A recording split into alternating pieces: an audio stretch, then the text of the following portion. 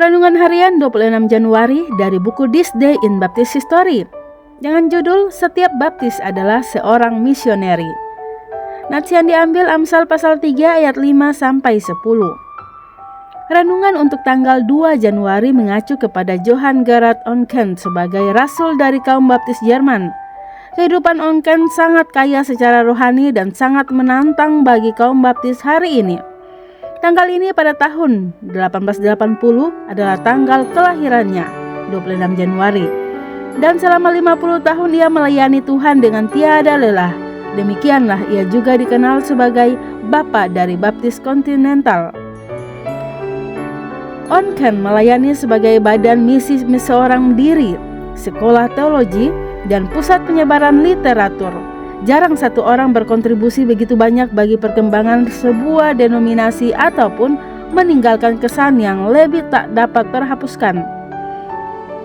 Tidak hanya di Jerman tetapi juga di seluruh Eropa, banyak dari pekerjaan baptis berasal langsung dari Oncken atau dari orang-orang lain yang telah ia latih dan kirim keluar.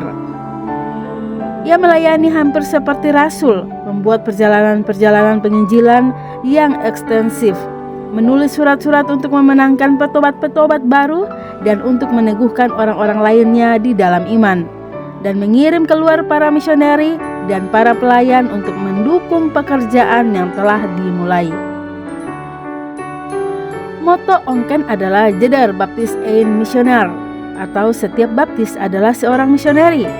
Dan pada tahun 1850 gereja baptis pertama Hamburg mendukung 3 orang misioneri dan membantu menggalang dana untuk mendirikan lebih dari 20 bangunan gereja baptis di Eropa. Tetapi Johann Oncken sendiri adalah seorang misioneri. Pada tahun 1847 ia pergi ke Swiss dan mendapatkan para petobat. Ia membaptis mereka dan membentuk sebuah jemaat. Lagi pada tahun 1847 ia berpergian ke Austria dan membaptis beberapa orang. Pada tahun 1855 pahlawan kita ada di Latvia memberitakan Injil. Di salah satu perjalanan penginjilannya, Oncken membaptis seorang petobat Rumania yang mulai bekerja di Bucarest pada tahun 1858. Sebagai seorang membagi traktat dan pada akhirnya sebuah jemaat terbentuk di sana. Beberapa orang Hungaria di Jerman bertemu dengan Oncken dan setelah ditobatkan pergi kembali sebagai misioneri ke orang-orang mereka sendiri. Percaya kepada kekuatan literatur, Johann Oncken membagikan traktat-traktat penginjilan kemanapun ia pergi. Ia mengatur jemaat awam di gerejanya di Hamburg untuk membagikan traktat dari rumah ke rumah. Dan ia membantu dalam mendirikan surat kabar baptis yang pertama kali diterbitkan secara rutin di Eropa, yaitu Das Missionblatt atau surat kabar misi, dengan harapan penyebaran pesan Injil sampai ke tempat jauh. Oncken mengunjungi kapal-kapal di pelabuhan, membagikan traktat-traktat dan Alkitab-Alkitab, karena ia percaya firman Allah hidup dan dapat menghasilkan kehidupan rohani. Dalam segala segi, Oncken adalah pria yang unik yang memakai setiap kesempatan untuk membagikan pesan penebusan, dan dengan usaha yang tidak kenal lelah, membuat sebuah kesan yang bertahan lama demi Kristus. Cathcart menulis, Tuan Oncken tidak dapat diintimidasi atau dibuat diam. Ia tidak menghiraukan larangan-larangan dari pihak berotoritas. Ia tidak takut kurungan dan tidak menyerah. Bahkan ketika dipenjarakan, tentulah hidupnya adalah sebuah inspirasi dan panggilan bagi kita untuk setia kepada Tuhan kita. Renungan tambahan Dr. Suwanto Liau. Poin pertama, mengapa setiap orang baptis adalah misioneri? Karena orang baptis adalah orang yang dibaptis atas pengakuan imannya. Sekalipun mungkin ada 1-2 yang tidak lahir baru, mungkin karena ikut pacarnya, ikut orang tuanya.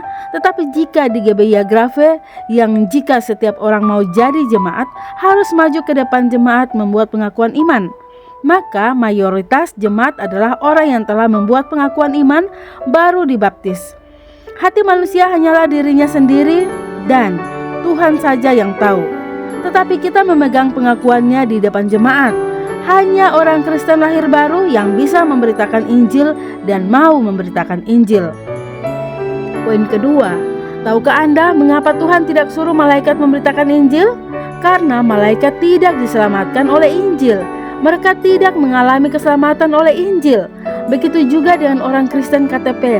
Mereka pasti tidak bisa memberitakan Injil. Mustahil orang yang tidak mengalami keselamatan oleh Injil dan mengerti Injil bisa ikutan memberitakan Injil.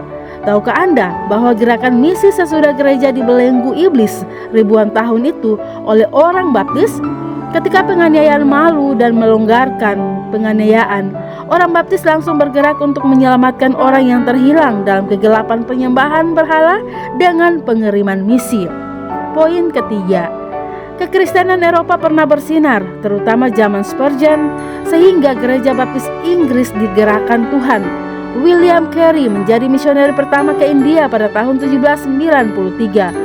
Tetapi kemudian semangat menginjil dipadamkan oleh teologi predestinasi yang mengajarkan bahwa Tuhan sudah tetapkan jumlah orang masuk surga dan neraka sejak kekekalan. Kesimpulan akan sehat dari teologi ini ialah penginjilan bukan sesuatu yang sangat urgent. Tetapi puji Tuhan ada orang seperti John Onken. Dia bercahaya seperti bintang menurut Daniel 12 ayat 3. Dan orang-orang bijaksana akan bercahaya seperti cahaya cakrawala, dan yang telah menuntun banyak orang kepada kebenaran seperti bintang-bintang, tetap untuk selama-lamanya. Demikian renungan hari ini 26 Januari bersama saya Lina Dadi. Tuhan Yesus menyertai dan Maranatha.